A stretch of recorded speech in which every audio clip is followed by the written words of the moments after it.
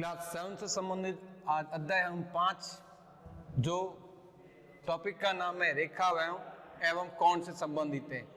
रेखा means English में बोलते हैं लाइंस एंड कोण मीन्स एंगल। लाइन और एंगल्स के बारे में हम अध्ययन करेंगे। सबसे पहले हम पढ़ेंगे रेखा। इस रेखा के अंदर कौन कौन सी रेखाएं आती, कितने प्रकार की चीजें चलती हैं। सबसे पहला पॉइंट है रेखाखंड, उसके बाद है रेखा, उसके बाद है किरण। ये नेक्स्ट पॉइंट है आपका कोण। उससे पहले हमें पढ़ना है रेखा के बारे में इन 3 पॉइंट को। इन 3 पॉइंटों को पढ़ते हुए हम रेखा के बारे में समझने का अध्ययन करेंगे, प्रयास करेंगे। तो सबसे पहला पॉइंट है रेखाखंड।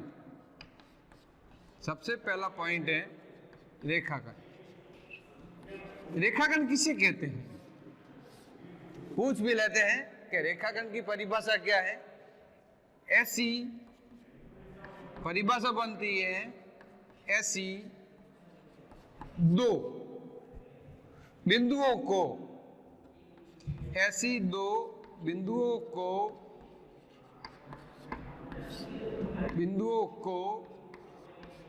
मिलाने पर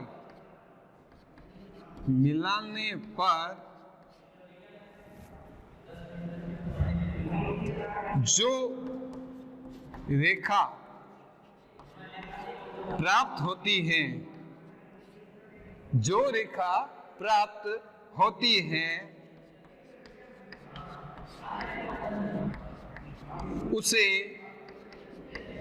रेखाखंड कहते हैं। उसे रेखाखंड कहते हैं।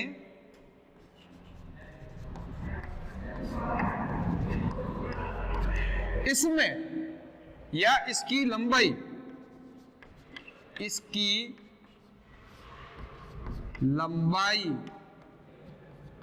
निश्चित होती है। इसकी लंबाई निश्चित होती है। ध्यान से देखेंगे रेखाखंड की परिभाषा। ऐसी दो बिंदुओं को मिलाने पर जो रेखा प्राप्त होती है उसे रेखाखंड कहते हैं। इसकी लंबाई निश्चित होती है। ये ध्यान रखना। एक शब्द नाप निश्चित होगा। नाप क्या होगा? निश्चित। अब कैसे होता है वो ध्यान रखना है। जैसे दो बिंदु लेते हैं हम, एक ये बिंदु लिया है, दूसरा ये बिंदु लिया। 2 बिंदु होंगे और इन 2 बिंदु को मिलाना है स्केल के द्वारा, पटरी के द्वारा। हिंदी में बोलते हैं पटरी, इंग्लिश में बोलते हैं स्केल। स्केल के द्वारा हम मिलाते हैं।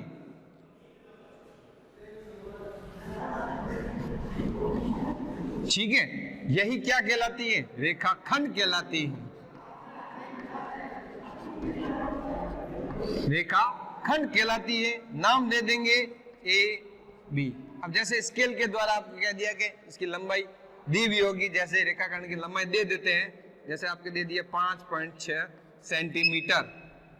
ठीक है, अब आपको क्या करना है? एक स्केल लेते हुए, पेंसिल से लेते हुए, उसका स्टार्टिंग पॉइंट होता है आपका 0 से स्टार्ट करते हुए 5.6 का है, 5 आता है, 5 के बाद 5 छठी लाइन जो होती है, छोटी लाइन, वहां तक मिलाते हैं। जैसे मैंने यहाँ पे मिलाने का कर रहा हूँ, कोशिश कर रहा हूँ, प्रयास कर रहा हूँ मैं। ये आपका ए बिंदु आपका बी। ये कितने सेंटीमीटर की रेखा है? 5.6 सेंटीमीटर। इस तरह से रेखाखंड को हम बनाते हैं। ध्यान रखें, रेखाखंड की परिभाषा। ऐसी 2 बिंदुओं को मिलाने पर जो रेखा प्राप्त होती है उसे रेखाखंड कहते हैं। इसकी लंबाई निश्चित होती है। यह है रेखा की परिभाषा। इसका चित्र भी देख लें। 2 बिंदु दिए हुए होते हैं, दोनों बिंदु निश्चित होते हैं। उन 2 बिंदुओं को मिलाने से जो रेखा प्राप्त होती है वह कहलाती है रेखाखंड। पहला पॉइंट था रेखाखंड के बारे में। दूसरा पॉइंट रेखा। दूसरा पॉइंट है रेखा। रेखा किसे कहते हैं?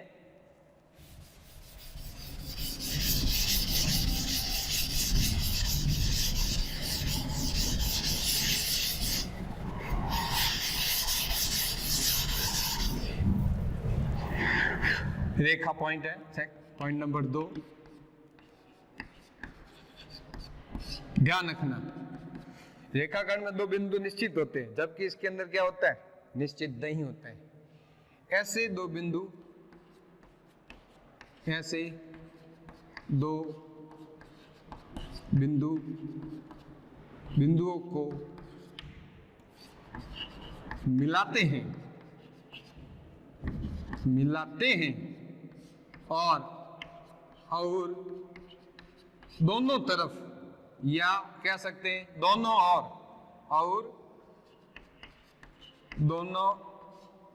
और रेखा बढ़ती है, मतलब कहने का मतलब ऐसे दो बिंदु को मिलाते हैं और दोनों और रेखा बढ़ती हैं। रेखा कह सकते हैं, रेखाएं बढ़ सकती हैं, उसे रेखा कहते हैं। उसे क्या कहते हैं, रेखा। ध्यान से सुनना, ऐसे दो बिंदु को मिलाते हैं और दोनों और रेखा बढ़ती हैं, दोनों साइड से बढ़ेगी, दोनों तरफ बढ़ती है, वह कहलाती है रेखा। लेकिन एक ध्यान रखना है शब्द, इसकी लंबाई निश्चित नहीं होती है, इसकी लंबाई निश्चित नहीं होती है, या सब कह सकते हैं इसकी लंबाई अनंत तक चलती रहती है, इसकी लंबाई अनंत तक चलती रहती है।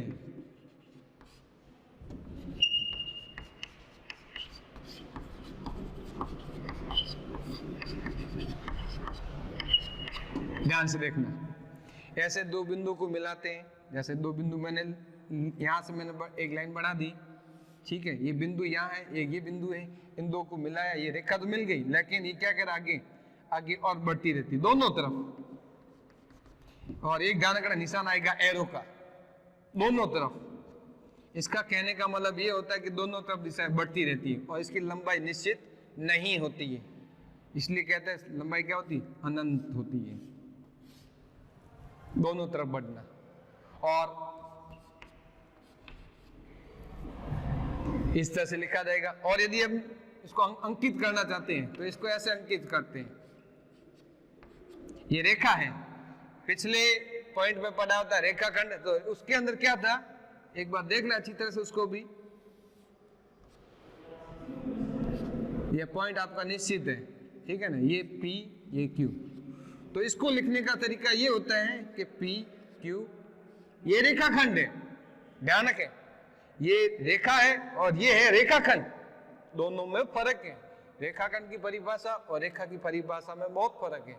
इसमें क्या होता है, दो बिंदु को मिलाते हैं और इसकी दूरी निश्चित होती है या इसकी लंबाई निश्चित होती है, जबकि रेखा के अंदर दो बिंदु को मिलाते हैं लेकिन दोनों तरफ बढ़ती रहती है, दोनों दिशाओं में बढ़ती है और कहीं भी रुकती नहीं है, चलती रहती है। साथ में ये ध्यान रखना, इसकी लंबाई निश्चित नहीं होती है या अनंत तक चलती रहती है। ये है इसकी रेखा की परिभाषा, ये इसका चित्र है। ये आपका था रेखाखंड से संबंधित,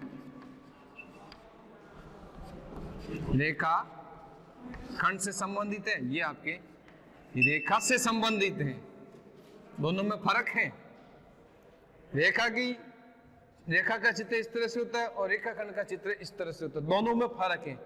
इसमें क्या होता है, एरो होता है, जबकि इसमें एरो कुछ नहीं होता, निश्चित बिंदु होते हैं। निश्चित होता है वो रेखाखंड है, अनिश्चित होता है, अनिश्चित का मतलब दोनों तरफ रेखा बढ़ती है, वो कहलाता है रेखा कहलाती है, दोनों तरफ बढ़ना। रेखा है, दोनों तरफ नहीं बढ़ना, स्टॉप है, रुक जाते हैं वहीं पर, एक नाप निश्चित होता है, वो होती है रेखाखंड होती है। रेखा के अंदर क्या होता है, दोनों तरफ लंबाई बढ़ती है, ऐसे बढ़ती है, जबकि रेखा के अंदर क्या होता है, निश्चित। एक पॉइंट इधर स्टार्ट करते हैं, दूसरा पॉइंट यहाँ से स्टार्ट करते हैं, ठीक है। ये रेखा और रेखाखंड के बारे में। अब ध्यान रखना, रेखा कितने प्रकार की होती है, रेखा दो प्रकार की होती है। रेखा कितने प्रकार की होती है, दो प्रकार की। वो कौन कौन सी है वो समझेंगे अब हम। रेखा के अंदर ही ये प्रकार है, रेखा कितने प्रकार के होते हैं वो ध्यान रखना है। रेखा दो प्रकार की होती है।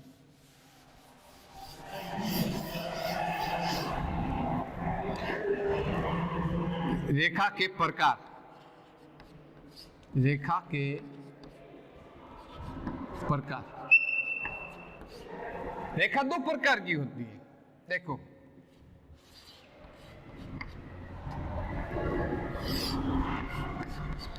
एक होती है सरल रेखा, एक होती है सरल रेखा और दूसरी होती है वक्र रेखा। वक्र रेखा, दूसरा शब्द मैं कह सकता हूं टेढ़ी मेढ़ी रेखा। सरल रेखा मतलब एकदम सीधी। अब सीधी के अंदर भी इसके तरीके अलग अलग आते हैं। वक्र के अंदर एक ही चलता है सब, टेढ़ी मेढ़ी रेखा। टेढ़ी मेढ़ी कहते हैं ना, यूं करके यूं करके यूं करके, ये टेढ़ा है। जबकि सरल कहो या समतल कहो, ये एकदम सीधा चलना। सरल और वक्र में दोनों में फर्क है।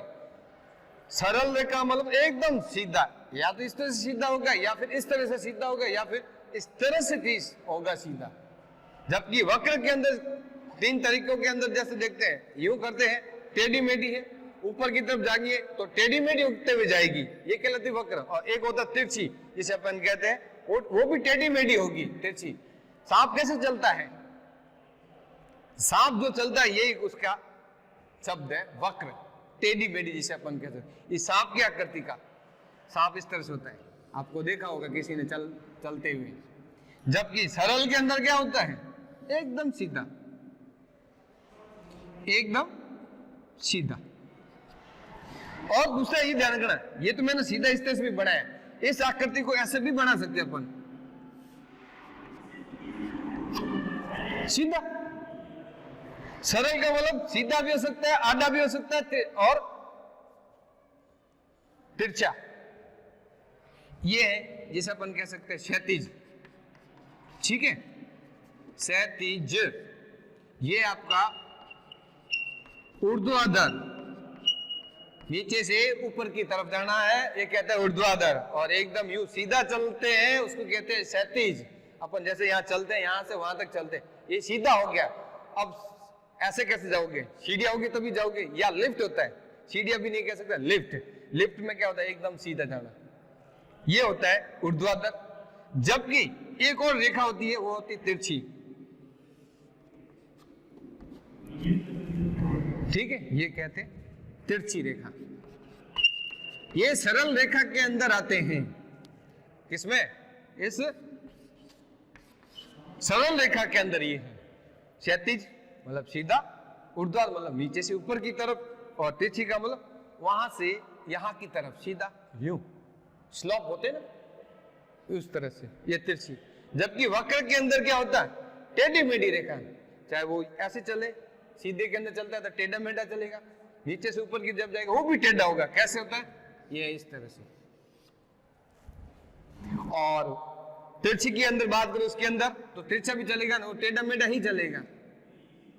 कैसे चलेगा? टेढ़ा मेढ़ा ही चलेगा। लेकिन वक्र तो वक्र है, टेढ़ी मेढ़ी रेखा।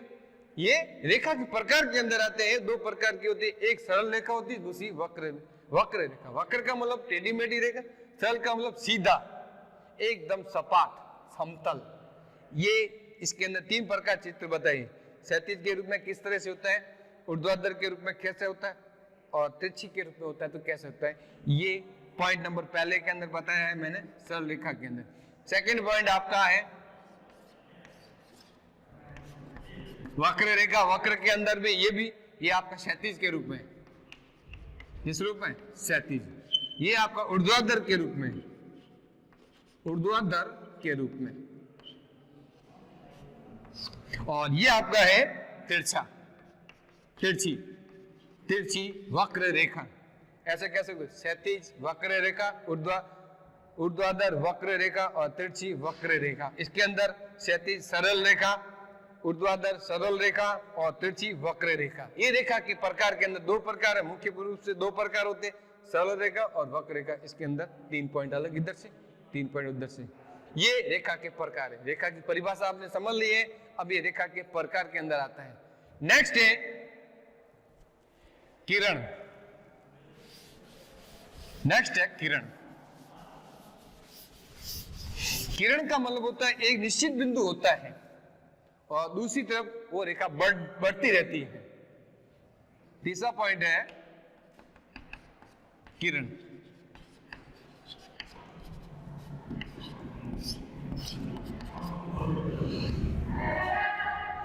एक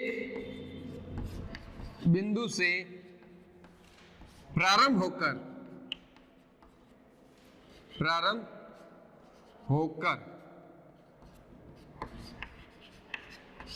दूसरे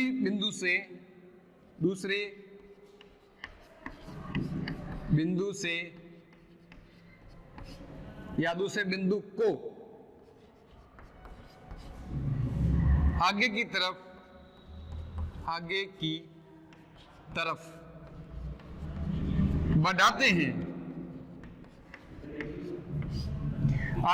बढ़ाते हैं, उसे किरण कहते हैं। उसे क्या कहते हैं? किरण कहते हैं।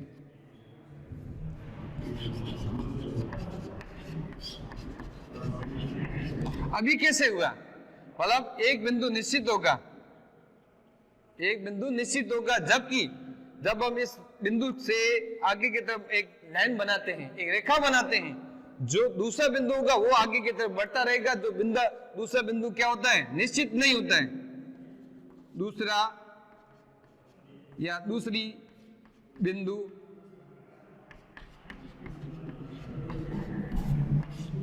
निश्चित नहीं होता है,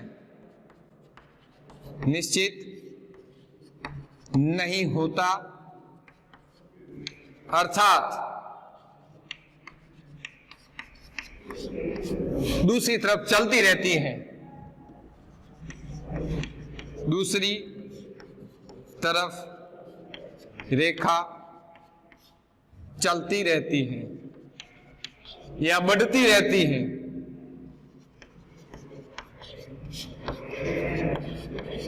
ठीक है, अब कैसे होता है वो ध्यान रखना। ये पॉइंट लिया, आगे बढ़ाने का प्रयास किया, एरो आते ही ये समझाना ये है किरण। क्योंकि एक प्रारंभिक बिंदु निश्चित होता है, दूसरा जब जैसे हम इसको आगे मिलाने का प्रयास करते हैं, ये क्या होता है? धीरे धीरे आगे बढ़ता रहता है, धीरे धीरे आगे बढ़ता रहता है। ये आपका जैसे O है, ये A है। अब A से कितना आगे बढ़ेगा वो हमारे को निश्चित नहीं दिया हुआ होता है, इसलिए तो इसको कहते हैं किरण। प्रारंभिक बिंदु से प्रारंभ होकर दूसरे बिंदु की तरफ आगे की तरफ बढ़ना ही क्या कहलाता है? किरण। ऐसे भी कह सकते हैं, प्रारंभिक बिंदु से प्रारंभ होकर दूसरे बिंदु को आगे की तरफ चलते रहना, बढ़ते रहना ही क्या कहलाता है? किरण। यह है किरण की परिभाषा और इसका चित्र। और जरूरी नहीं है कि बिंदु स्टार्टिंग यहां से हो, बिंदु यहां से भी स्टार्ट हो सकता है। जैसे ये O है, इसको मैंने क्या किया? इस तरफ, दूसरी तरफ ऐसे बढ़ता रहेगा, सीधा एकदम बढ़ता रहेगा। ये बिंदु आपने जैसे दे दिया B, ऐसे भी रेखा बन सकती है, किरण बन सकता है। तो कुल मिला के रेखा के अंदर आपने 3 पॉइंट पढ़े हैं, रेखाखंड, रेखा और किरण। इन तीनों के बारे में हमने अध्ययन किया। नेक्स्ट अगली क्लास में हम पढ़ेंगे कोण के बारे में। Thank you.